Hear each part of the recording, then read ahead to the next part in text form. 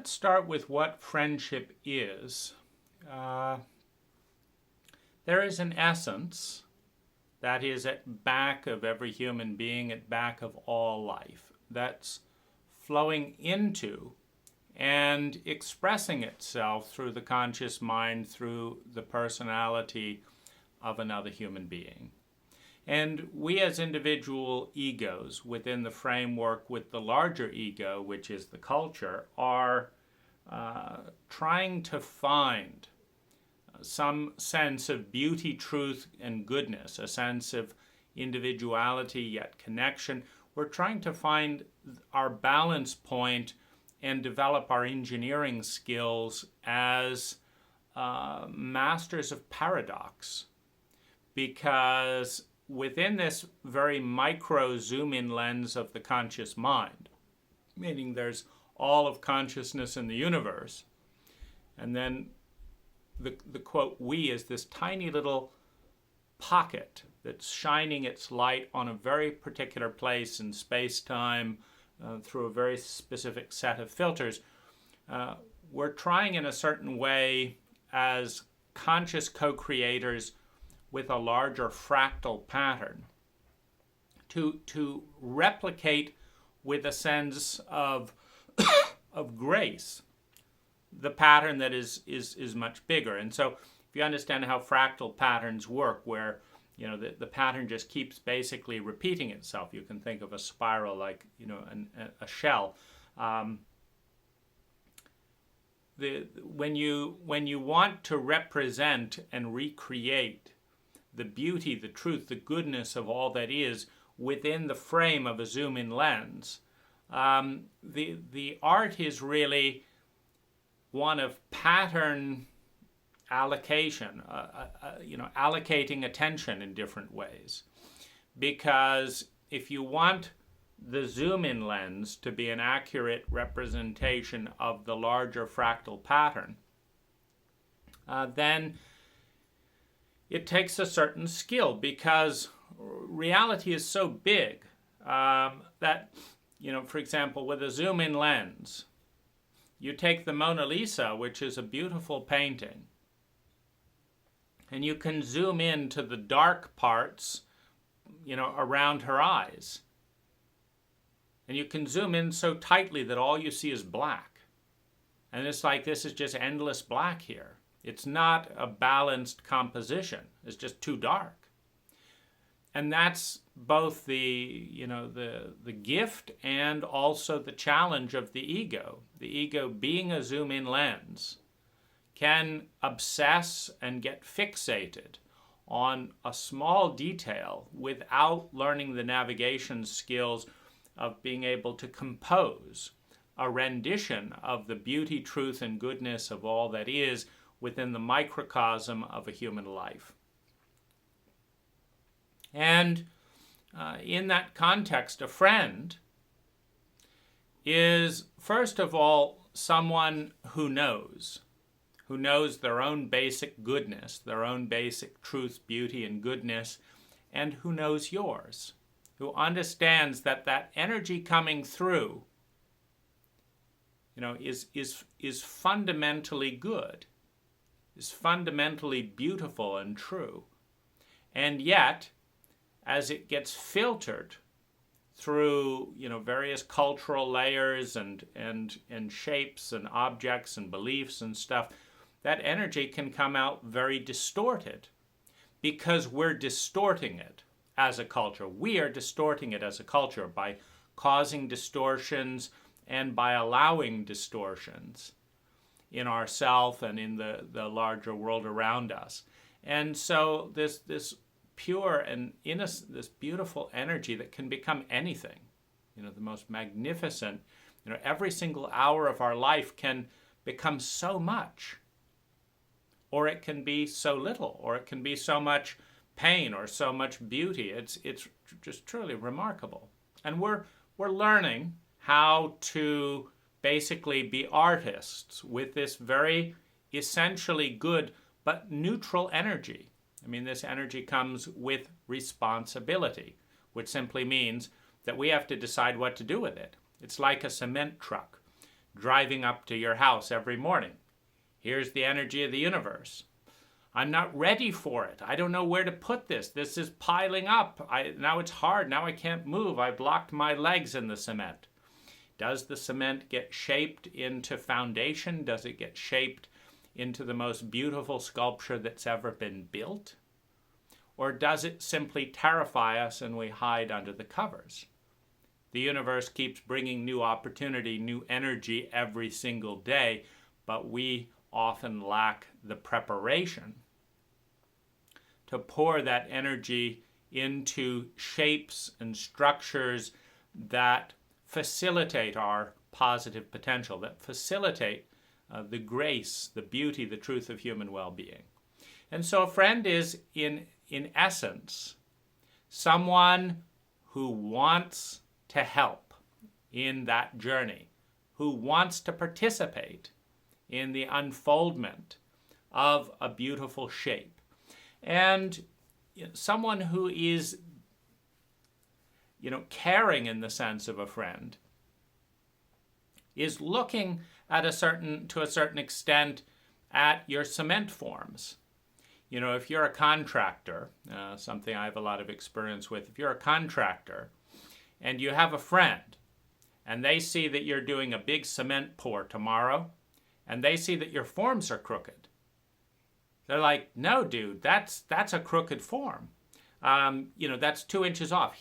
Here's how to do it, because if you pour the cement into the wrong form, you've got to demo it.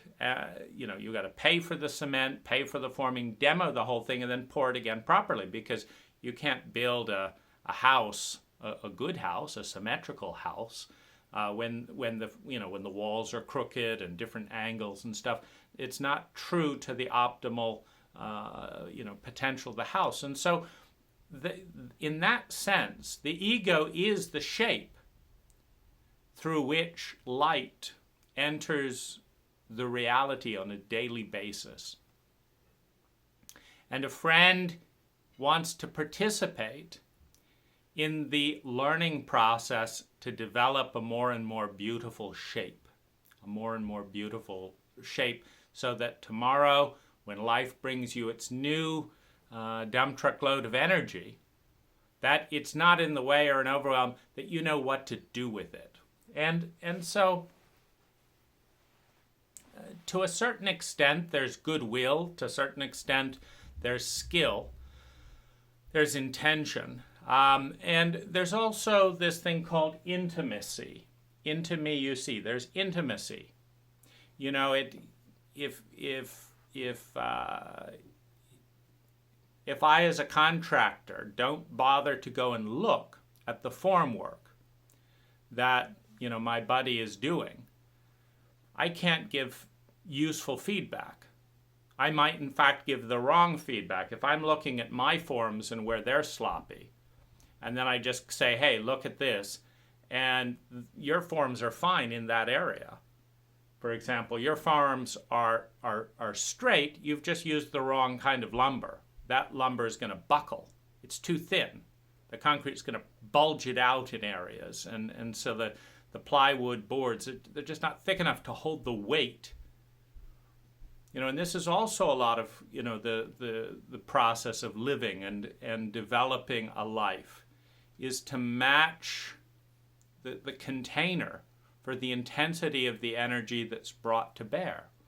If you're feeling depressed and rage and angry and suicidal, a little 20-minute chat from time to time is not going to contain that energy. That energy is going to spill out into your life and going to spill out into your friend's life and spill out into the community and may end in death. But if you bring 5 or 6 people together as strong containers to be with that pain, to be with that grief, to be with that rage, now that energy becomes a powerful battery. It becomes this essential raw energy that can be channeled towards dramatic transformation, towards transcendence, towards moving into a whole new different world. And so you've got the support, you've got the structure to contain that energy. Now, a lot of these are skills. And so the more skillful we are, the better the friend that we are capable of being. And of course, the tragedy of our culture in so many ways is that we'll teach you algebra. We'll teach you how to suppress your feelings. We'll teach you to be ashamed of who you are, but we will not teach you the skills to be a friend. And you look at do you love the culture? Are you a friend of the culture? Will you help your culture change? And what about when the culture doesn't want to change? What about when the culture is too afraid of the unknown, is too afraid of and addicted to the past and the normalcy? I don't want to think, so I just want to do what's always been done, which is this, and I don't want to talk about that, and so go away, etc. And so is it a friend to respect and let other people make their mistakes, or is it the friend to say, hey, I've been through this 3 or 4 times. This is going to take you 2 years to repair if you proceed like this, but if you'll just spend a few hours right now, we're going to get this right. And you'll learn how to contain and focus energy. And so if we think then a good friend is first of all someone who sees us, who sees the essential nature of our probability, our possibility, and its positive potential, who sees us, who cares about us realizing that sense of positive potential, who knows enough to see where the structure, our beliefs, our choices, the way that we've designed to hook up in relationship, is going to pour that energy in a wasteful way. And so a good friend wants to help you say, no. You'll save half the money, half the time, have happier clients, do it this way. You'll save half the time, half the grief, have a happier partner, do it this way. And that's interested in that outcome, believes in that outcome, and is willing to work on the outcome. Because within the framework of free will, we can spend our entire life focusing on the dark spot in the eye of the Mona Lisa and say, isn't the world dark? Without ever stepping back and seeing that dark spot was the contrast that made the face glow, that made this glow, that it's not about the being in the dark and endless darkness at all.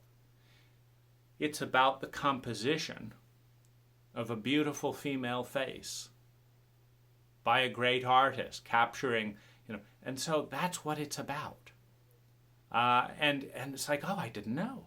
My eye just came to rest on this dark spot. I believed that all things are dark, so I stayed there, consistent with my belief. I just looked and looked, and got more and more depressed and sad, and then died. That's one expression, one experiment of a life, but here's another one. So a friend takes the time to see, believes in, has an active interest in not only their own growth and development, but in yours. And this intimacy, this getting to know, means a number of different things. Because there are typically four, as you begin a relationship, there are 4 people in the relationship. Your partner, your friend, how they see themselves. Then there's your friend, how you see them. Then there's you, how you see yourself. And then there's you, how your friend sees you. There's 4 people.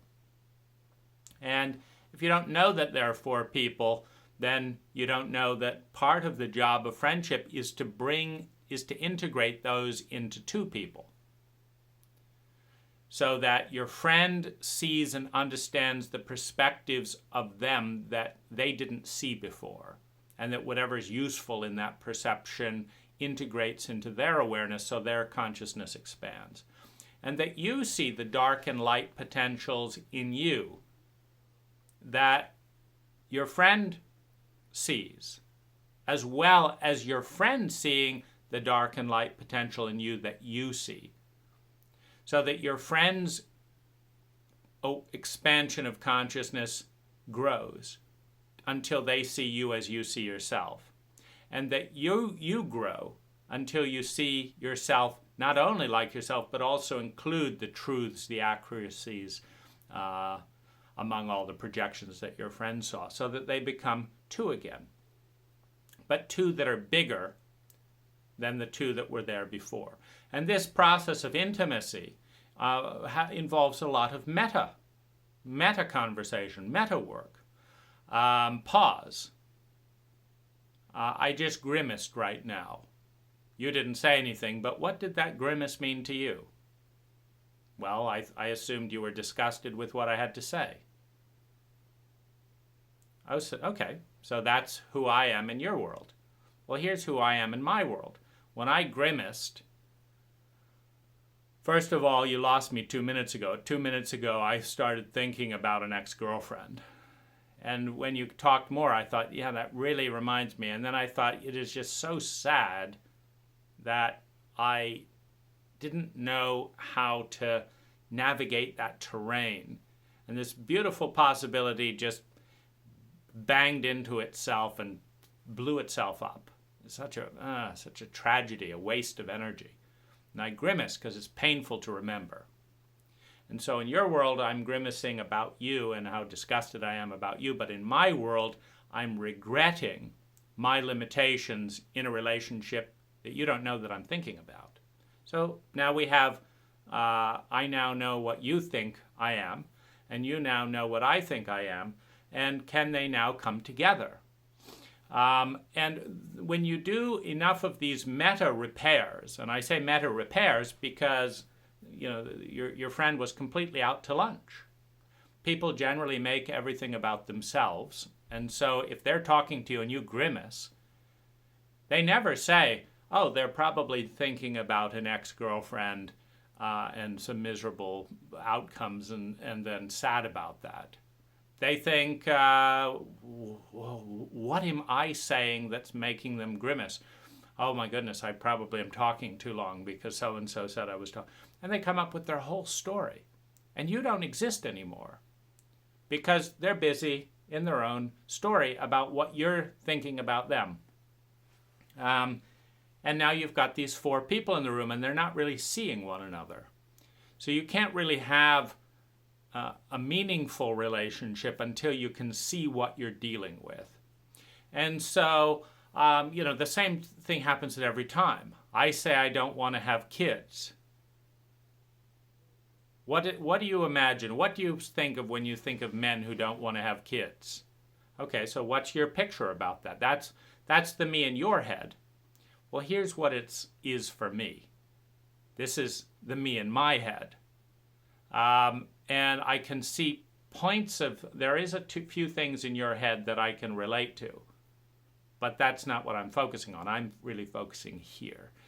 And so these meta conversations, and this is why you cannot have a really truly meaningful friendship with more than 3-4 people, at most, because there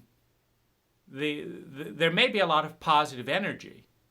For example, I may smile and you may say, oh, he's thinking about marrying me, and then you smile because you like the idea of marrying me, but I'm smiling because there are birds singing. And maybe all kinds of positive energy, at least for a while, until you understand, I don't see you at all. I don't know you. And that's very, very true. Our culture doesn't teach us how to know and be known. It teaches us how to hide and obfuscate and lie, which, beginning with how you doing, I'm fine,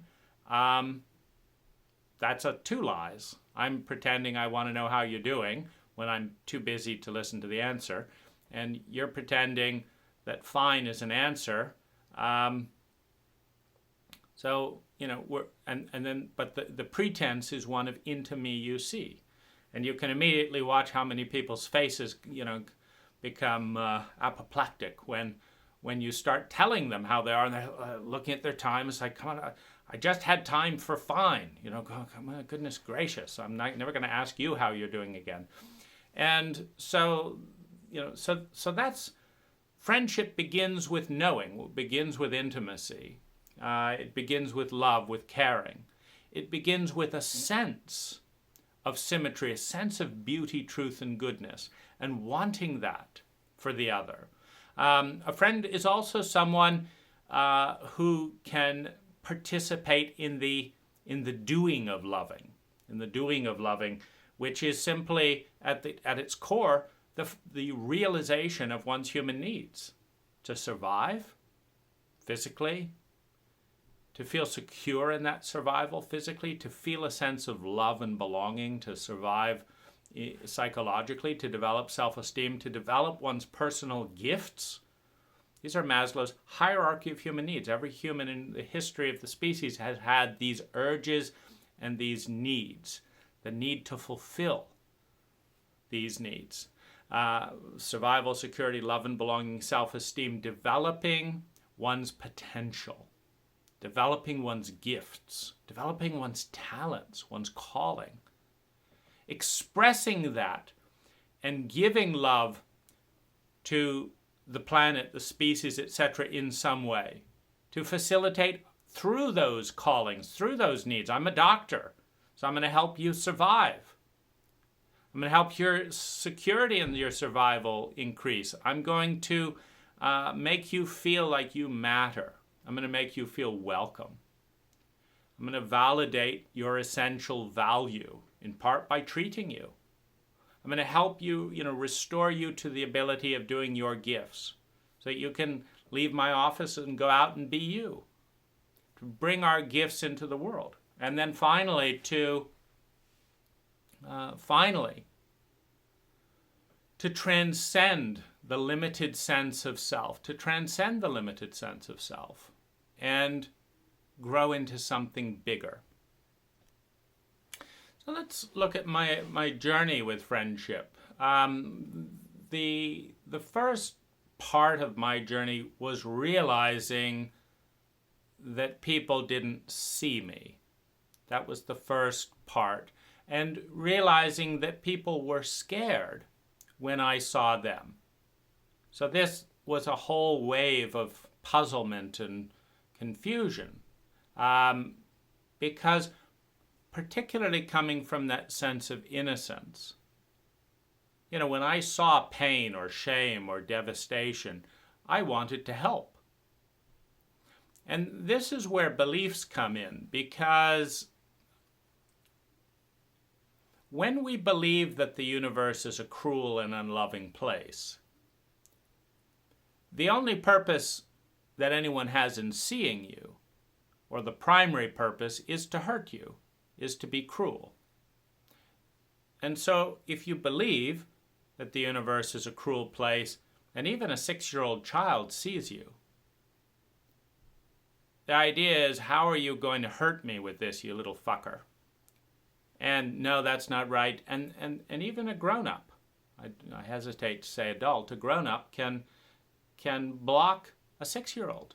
You're going to hurt me somehow with what you see. And so no, it's not true. I don't want to go away. Go away. I don't want to see you. I don't want to see you. And much more importantly, I don't want you to see me. This also comes in with beliefs around lovability. So the belief in one's forgivability, the belief in one's lovability, the belief in one's ability to love, one's ability to forgive, are fundamental to behaviors that are trustworthy and create trust, which are fundamental to seeing and being seen. Because if you do not trust someone, you will not want to be intimate with them. If the belief is that this vulnerability will be used to hurt me, I don't want to be vulnerable.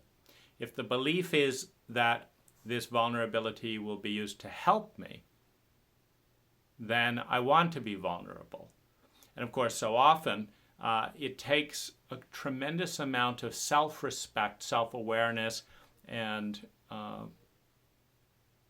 skill to first of all realize that in many cases, most people are neither trying to hurt or love us.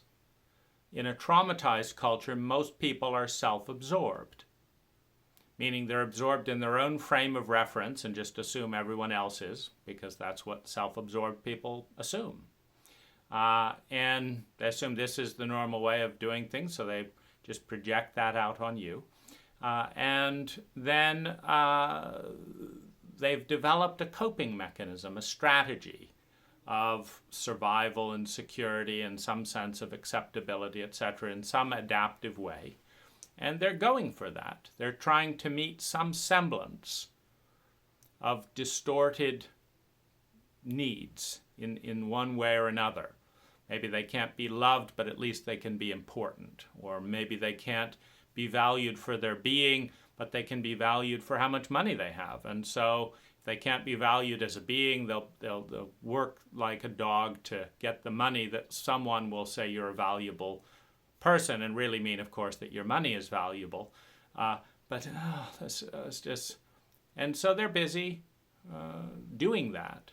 And if you interact with them this way, they'll help you. If you interact with them this way, they'll hurt you. And they're really focused on themselves. And so a lot of it is like, as people are doing their different adaptive strategies for meeting their adapted human needs, and coping with trauma and stuff like that, it's really understanding when and how much and where to relate to who in a way that will benefit, the becoming of, you becoming the person you want to be, and how you can relate to the same people in different ways, and they'll, very happily and mindlessly destroy everything you dream for and long for with the same self-absorption as they'll help you, in another way. Or maybe as you develop a certain flow, they lift out of self-absorption and they actually see you for a moment. They say, this is great.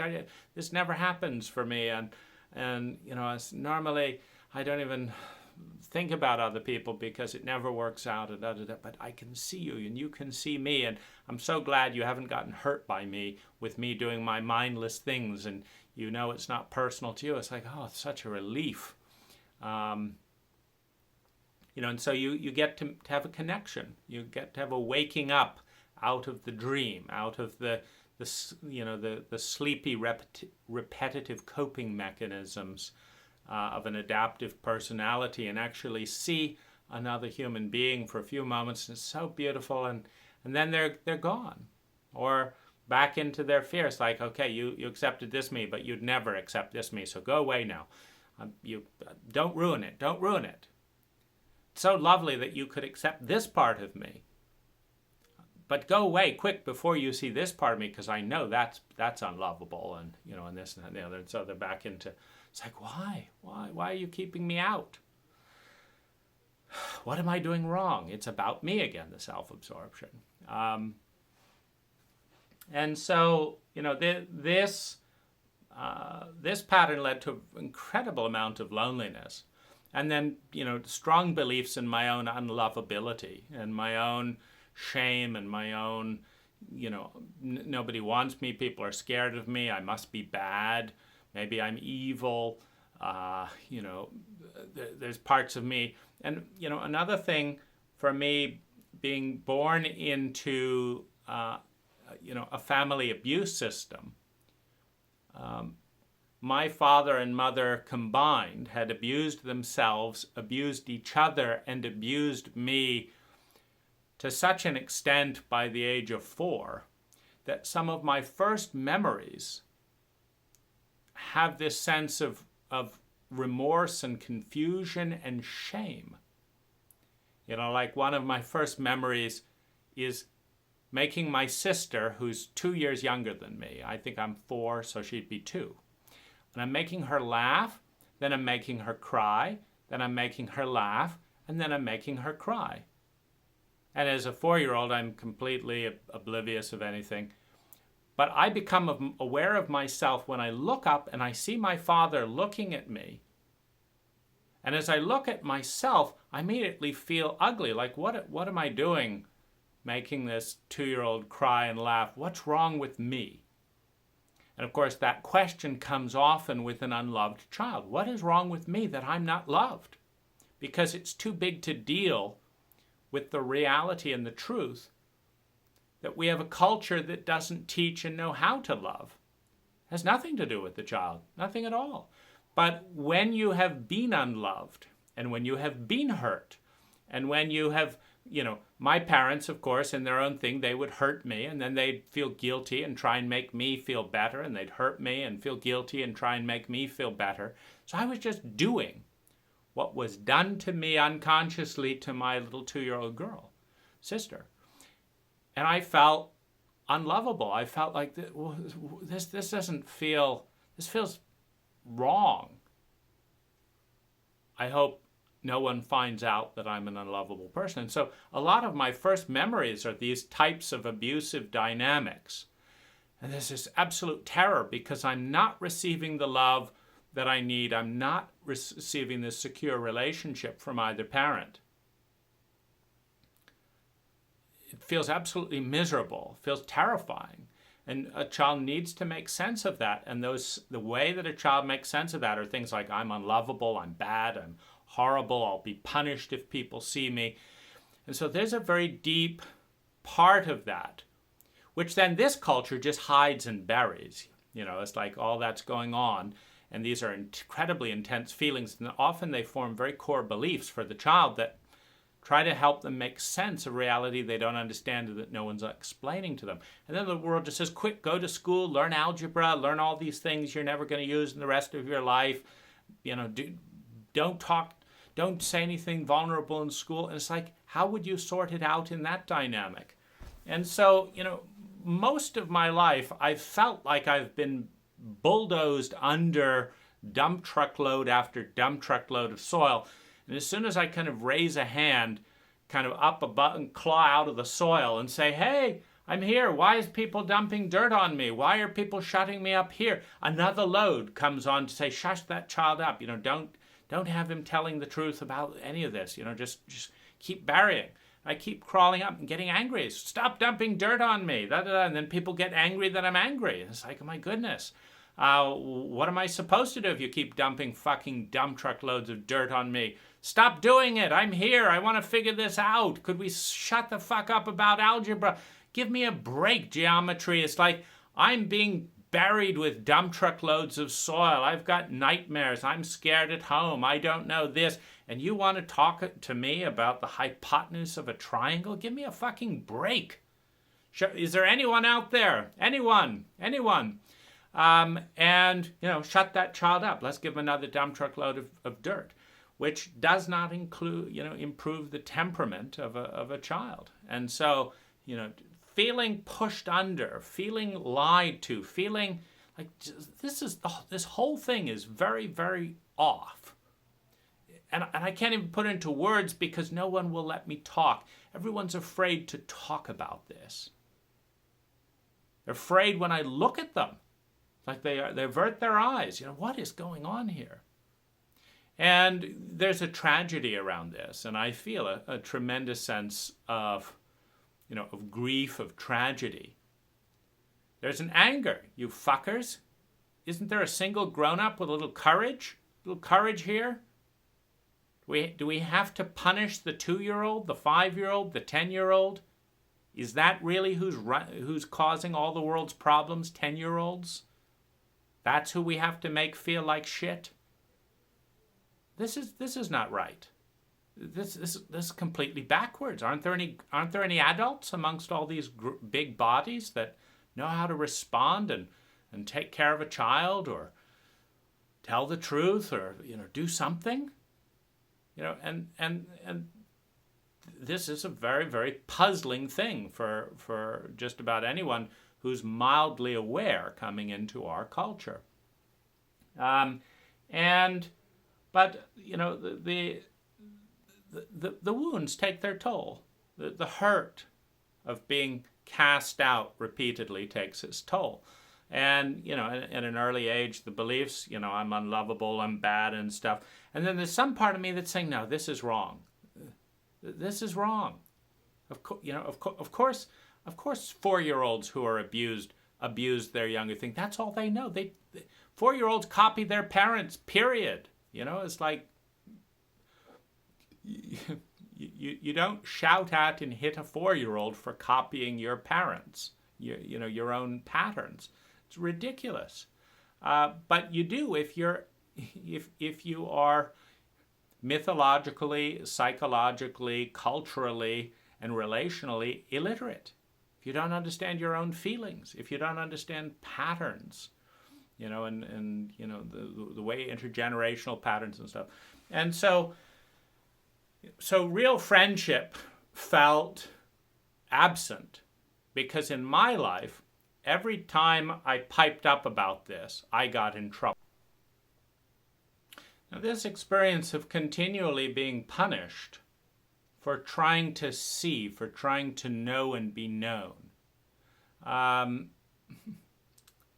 created a whole bottleneck of inner divisions in me, where it's like I really want that, but I keep getting punished for going at it directly. And so now I don't want it because I don't want to be punished. And just an incredible amount of grief about watching this core drive be shunted from active pursuing into active avoidance because of the punishment protocol. Because of the very high statistical probability of being shut down in this terrain. And so coming into, teenage years and stuff, I had a set of beliefs that I would be hurt, that I would be punished, that I would be shamed, etc. for being seen. Validated at the time by, being deeply humiliated by my father for having any deep feelings at all, or things like this. So it's like every day I tried to break through that. Here was the legal guardian, etc. Destroying that hope and the helplessness and stuff. And helplessness is very difficult to deal with. And so it's easier to avoid the helpless situation and change the belief to accommodate, the prevailing bully of the time. So with that belief, came a whole set of fears. What something's wrong with me. I have to figure out what it is. What something's wrong with other people. I have to figure out what that is so I can be safe. I had to figure out my parents' abuse patterns in order to avoid them. But in figuring them out and projecting the parent on the world becomes more frightening because I'm afraid of my parents. I'm afraid of their fear of me. And they're only really afraid of me when I see them, when I connect. So I don't want to connect. It just incredibly confusing and painful and just split into various pieces. Now with this came control, because in that confused and fractured place one can't function. And so I then developed a strong control protocol of needing to control interactions in order to keep myself safe and not be punished and other people, etc. But that control is then a new barrier to the spontaneity of friendships. Other people, maybe everyone isn't as dysfunctional as my parents, but in my little world, I'm not meeting them. Or I'm meeting them in a relationship where their primary loyalty is to my parents. For example, if an artist comes over to the house because he wants a grant from my father's nonprofit, and he sees that my father is scaring me, he's not going to take my side as the 6-year-old. He's going to take his grant holder's side as, the person he's there to get the grant, not to be kind to me as a 6-year-old. So I'm not experiencing grown-ups capable of putting a child first with the skill and ability to do so emotionally primarily. And this is also, the travesty of our culture, because my parents really worked hard on a mental level to do the right thing with the child because they understood that it was an important thing. So they put us in the right schools. They gave us the right food. They gave us the right housing. They gave us tutors.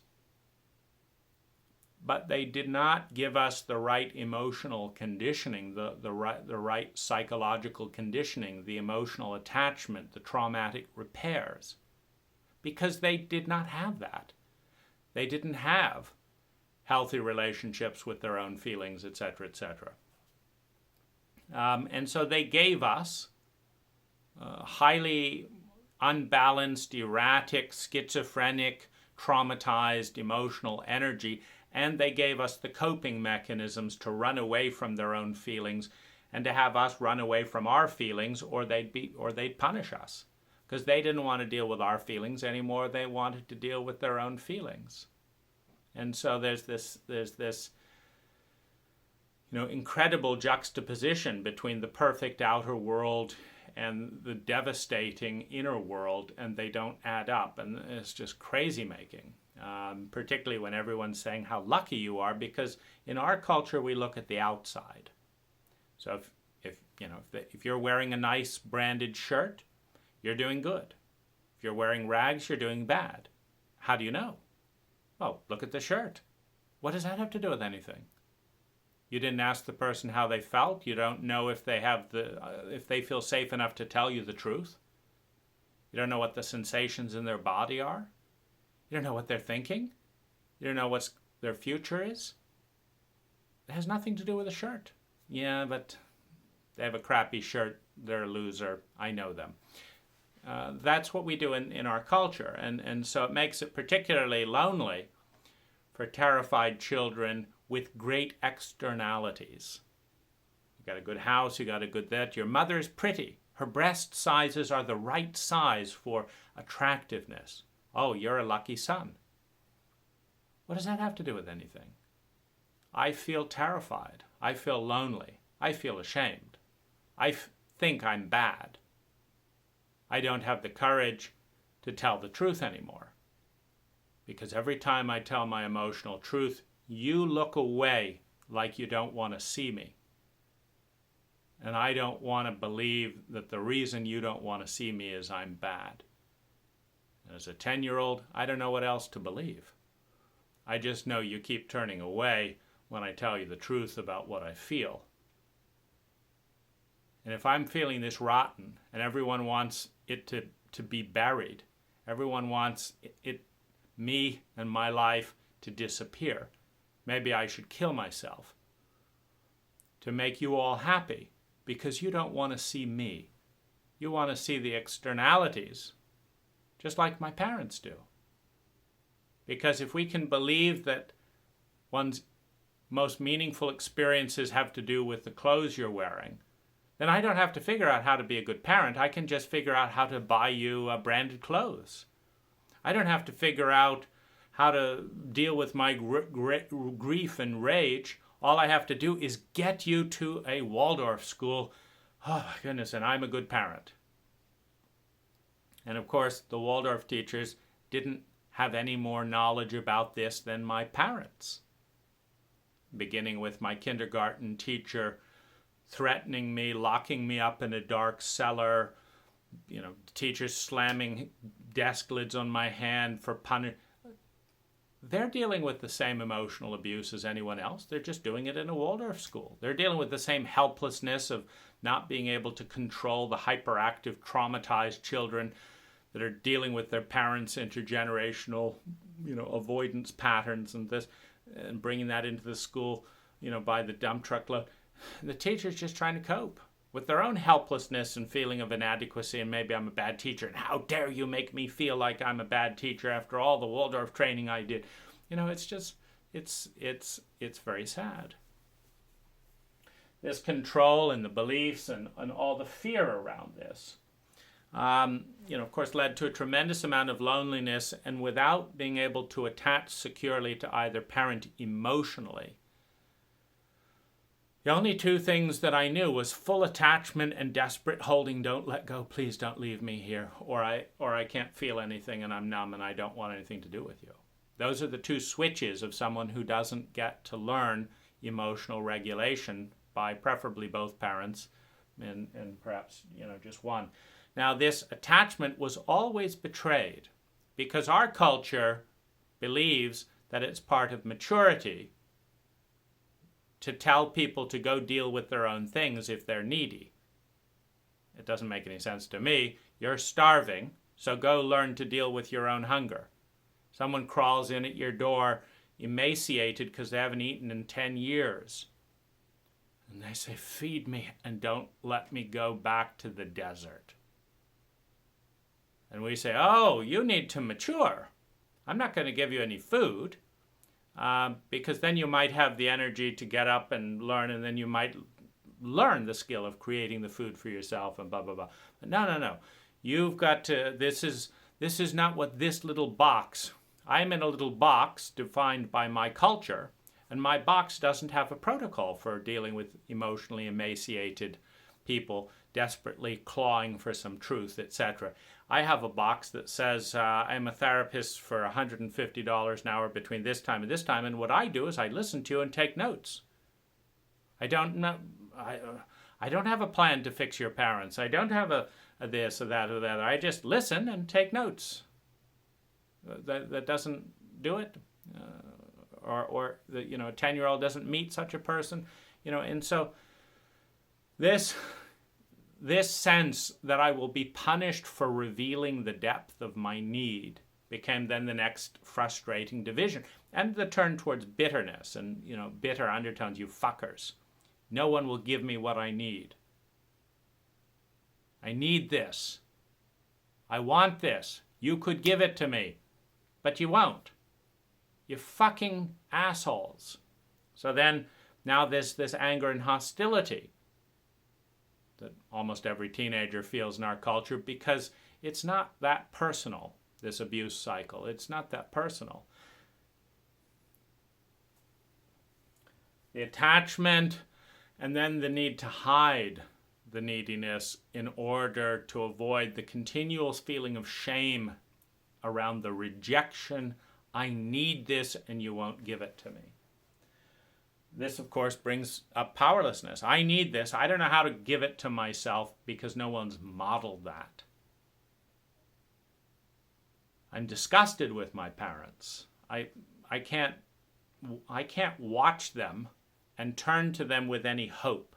Like, gee, you're going to know the answer to this. Because you haven't even acknowledged that there's a problem. All that angst you're going through, you won't even talk about it. Which means you've given up on it.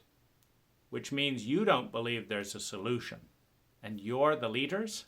And you believe the whole life is hopeless? Because you've just numbed out? I can't turn to you. Where can I turn at the intensity of desperation that I actually feel? There's a powerlessness. And, of course, this powerlessness is completely ignored. Hey, how you doing? You doing good? Great. Don't tell me the truth. I'm busy.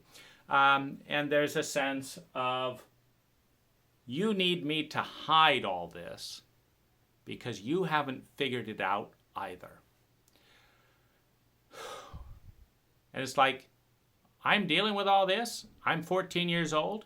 And you need something from me? You need me to hide this up to make you comfortable? It's worse than I thought. I thought I would have, I'm 14. I don't know. I thought I'd have some rights here and you'd have some answers. But not only don't you have answers, not only do you not want to hear the truth, you need something from me. You need me to pretend that nothing's going on so that you feel more competent. You the teacher, you the parent, you the this. And, and this is, just an outrage to the teenager. It's like I wanted real adults. Instead, I've got them begging me to lie so that they feel better or look better to their friends. So if you tell the truth when my friends are over, I'm going to look like shit, and I am going to punish the shit out of you. But if you will just pretend that we're a happy, well-adjusted family, then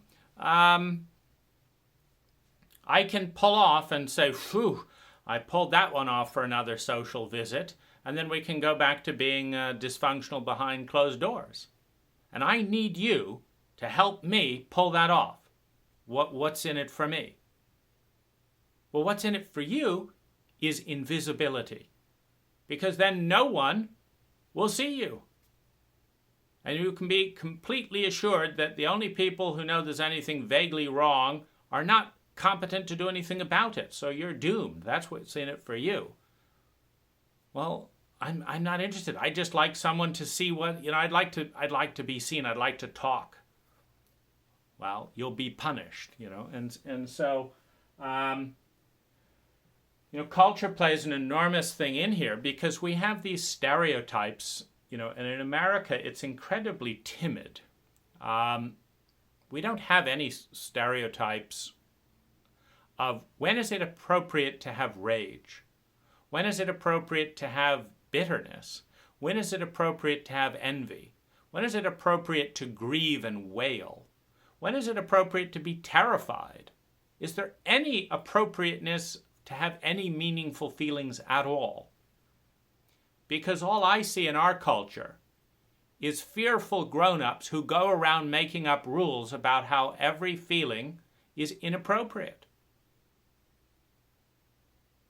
I'm sorry, you're laughing at the funeral. You had a funny thought about your dead person. You're trying to relieve your despair. That's inappropriate here. We do hope you understand there can be no laughter at the funeral. Wailing, keep it down a little bit. Show up in black. Lower your gaze. That's in a dignified, appropriate way. Don't cry. Don't wail. Dab your eye a little bit. But, just do what the movies say you're supposed to do with feelings. You're angry? Oh, go away from him. He's an angry person. My goodness. Let's not do anything intelligent. Let's not explore the root of that anger. So we have a culture that suppresses intense emotions of all kind. You express enormous exuberance and joy, people are worried. You cry, you tell the truth, people are worried in this culture. And of course, the family structure is just this microcosm of the culture. And then I found myself continually hitting in my teen years this masculine-feminine bottleneck. Like, I wanted to hold hands and feel tenderness with some of the teen boys that I was spending time with. And I knew this was taboo, because in a cult as intelligent as our own, it would be an outrage for men to feel affectionate or kindly towards one another. I mean, we're supposed to be shooting each other. Let's give, 6-year-old little revolvers and cops and robbers and stuff. Let's learn how to have war and hit each other violently on the back. Don't rub nicely on the back. That would feel like a breath. Just hit your male friend on the back, and then they'll hit you even harder to prove that they're not being outdone by you. And then if you wince, it's like, what's up, sport? What's all this wincing? A little punch in the back too much for you? It's this complete and utter nonsense.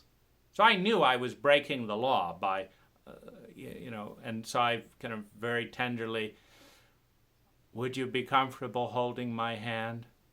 No, I wouldn't be. It's like, oh my gosh, it's like, that's just what's going to happen 100 times if I do this. I better just hide my true affectionate nature. Because I'd feel I'd feel devastated if every single male and female around me is terrified because I'm not playing my role. And that's the thing, that these roles are shoved on, and so we come back to the lack of intimacy. You see the lack of intimacy, where again just listening to women talk about men and realizing they weren't talking about me. I avoided sex because I was definitely not going to be set up to be shrieked at by one of these women who shrieks at men. You never told me this. Well, you didn't ask. You didn't do what I imagined you were going to do. You didn't tell me what your imagination was, or you've said you're busy the last 7 days. Of course, I went and spent time with another human being. And I was like, I am not going to be set up to be the jerk. And so I just stopped. I said, I am not having sex until I figure this out.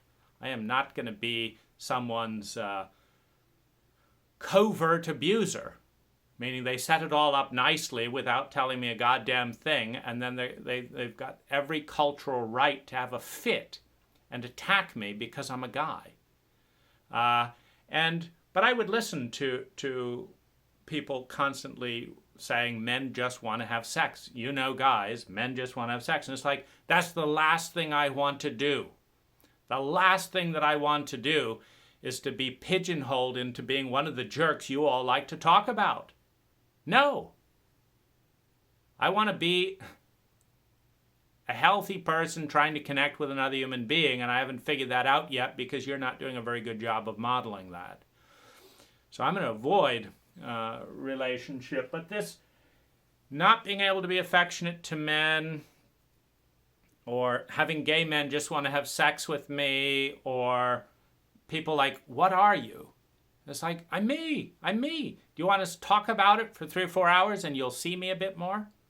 No, I don't know you, so I'm not going to talk to you.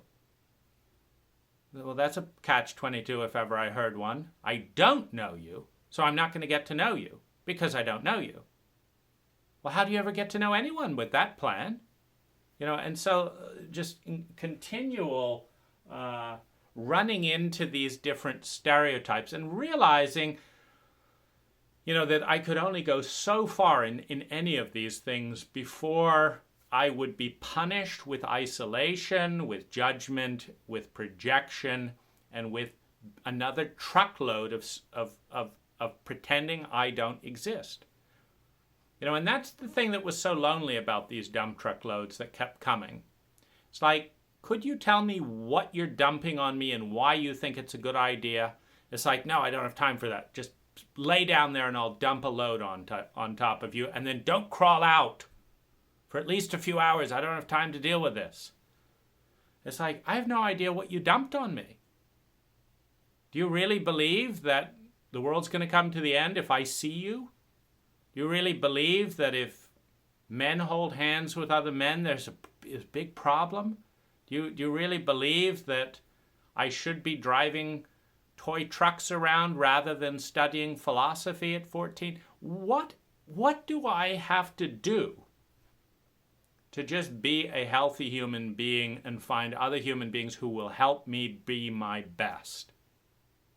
And the answer is, I don't know in this culture. I don't know in this culture, because we don't have a framework for facilitating that most obvious of questions. We don't, and then the other kind of big irritant along this whole thing that came up is people would say, oh, I do apologize for invading your privacy.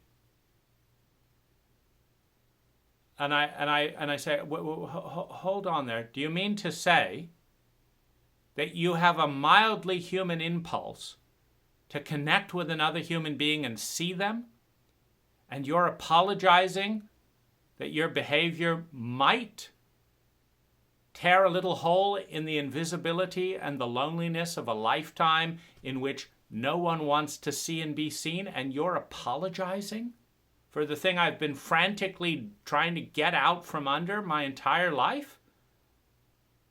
And this cult has convinced you that you're transgressing my boundaries because you want to see me? I don't know where to begin. Because your worldview is 180 degrees backwards.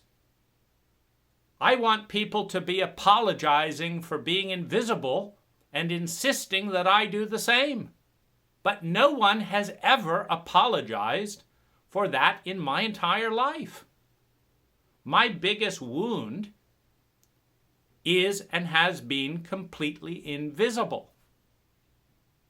And then people apologize for helping me out from under the latest dump truck load? I don't know what. And then they say, this will be kept confidential. I want the world to see me. I don't want to be a dirty secret. I want you to know, I will not tell a soul what you have told me. Is it that bad? Really? Your greatest service is to participate in the cult burial ritual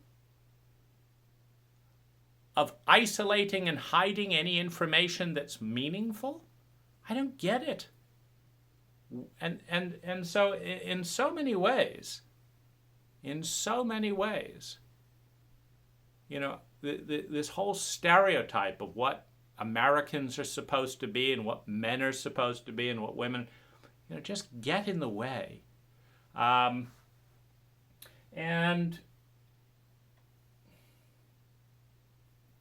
as a result of all of this,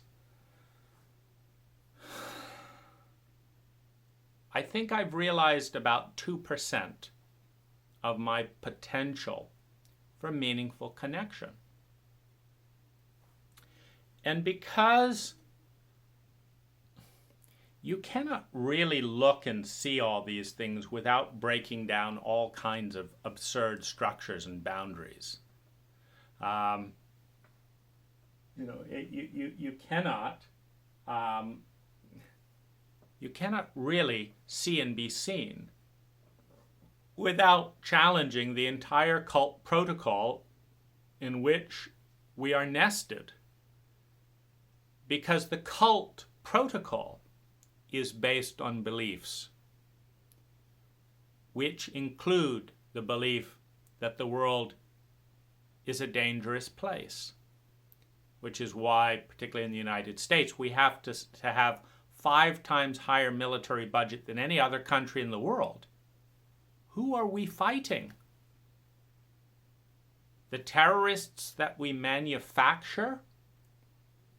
You see, here's the interesting sequence with the, quote, war on terror. First of all, you don't fight a war with terror. You fight wars with other human beings. And you terrify them when you have 100 times more lethal force than they have and show a sociopathic predisposition to use it. So when you send a drone in to a wedding, you terrify every human being in that wedding. And in the terror and trauma of that abuse of power, some of the people will develop PTSD, which means they will be in the reptilian sociopathic region of the human psyche, the reptilian brain, with a choice. Do I run? Do I fight? And do I freeze? And let's say they all group up into thirds. So a third of the people we induce into PTSD by bombing a wedding, because there might be a suspected terrorist. So we've got to blow up 100 innocent people and terrify them all, right? This is how we conduct a war on terror, blowing up innocent people and terrifying them. That's how we have less terror in the world, right? You have to follow the very convoluted logic of our cult, because it's the same convoluted logic of our parents. And so we've now terrified 1,000 people, 10,000 people. We've maybe terrified half the region because they're having a wedding too. And so then we've induced, let's say, 10% into permanent PTSD. And then of those, they go into thirds. So some start fighting the enemy. Who's the enemy? The people that gave them PTSD, the Americans. Some start running from the Americans, and some freeze and just become dysfunctional. Okay, so we've now, in order to kill one suspected terrorist who might be at the wedding, created 3 people who are locked in a fight dynamic in their reptilian sociopathic brain with PTSD, knowing one thing: the fucking Americans, I've got to fight them. And then we call these terrorists. They're not human beings that we induced into PTSD and then divided into a probability field where a third of them are going to hate the shit out of us and going to give money to any terrorist and da-da-da-da-da. And this is how we conduct the war on terror, which of course is an endless war, because the more you fight that more, the more terrorists you create, the more human beings who are terrified of you and are going into fight as opposed to flight or freeze. When you terrify other people and induce PTSD, it's fight, flight, or freeze. And there's a 30-30-30 chance of which it's going to be. So you've just created 30% people who are terrified of you, and they're going to express their terror by fighting you. And you're not going to apologize to them and say, I'm so sorry, I bombed your wedding, I killed your grandmother, I raped you. No. You are now a terrorist, a fundamental bad person, and are the basis for bombing other weddings. So this can go on endlessly. You could spend $10 trillion and there would be 1,000% more terrorists, people in flight and fight mode that are angry at the United States and will send energy towards the destruction of their abuser. That's how abuse cycles work. Congratulations. We're spending a lot of money in that dynamic. And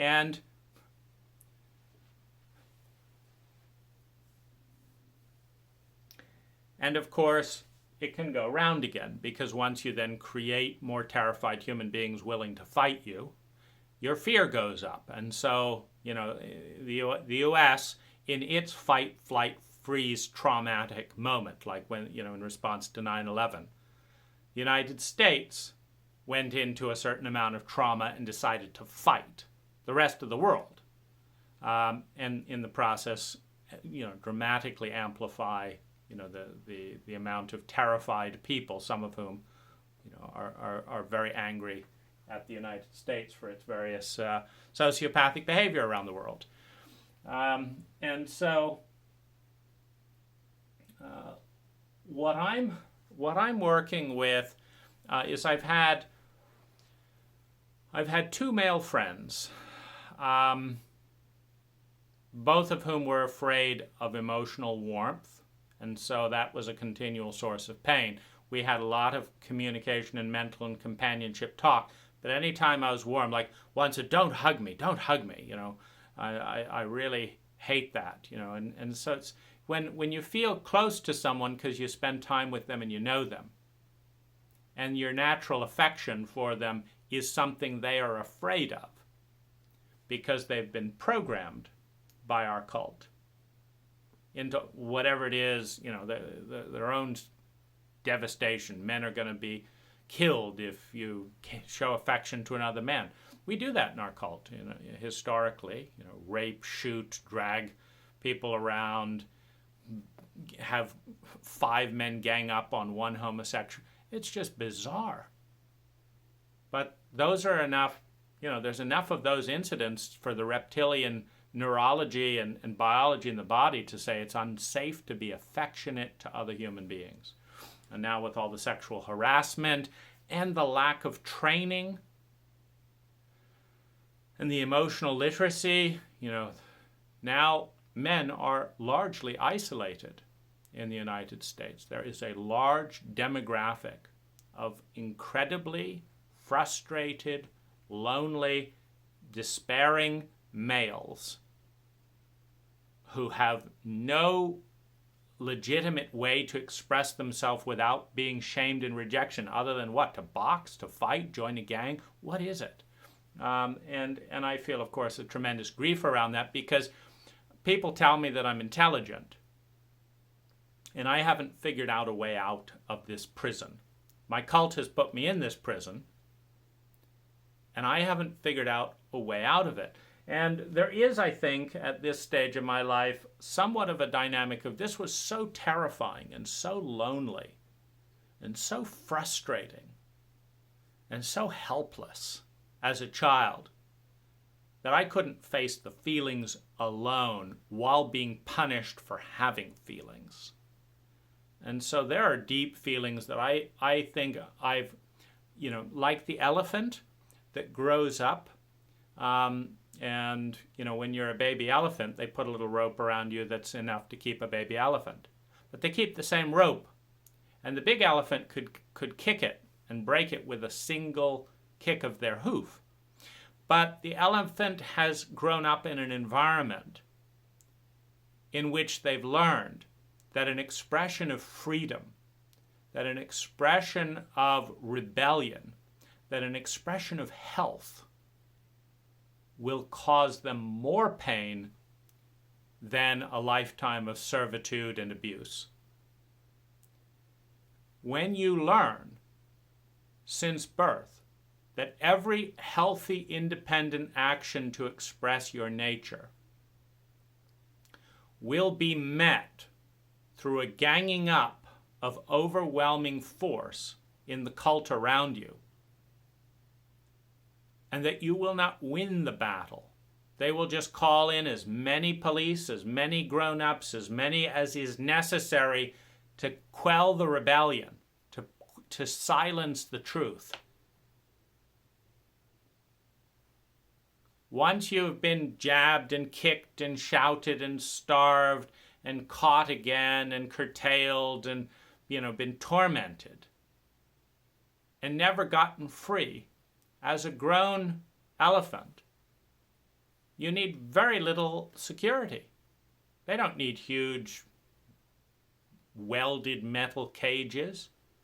They just need a small rope, because the elephant has agreed to accept a lifetime of slavery.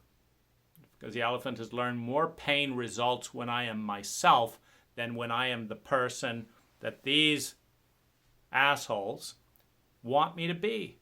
They want me to carry little kids around every day, and they want me to do this, and they want me to do that, and they want me to eat food when I'm not hungry because they've paid $1, and they want, that's what they want.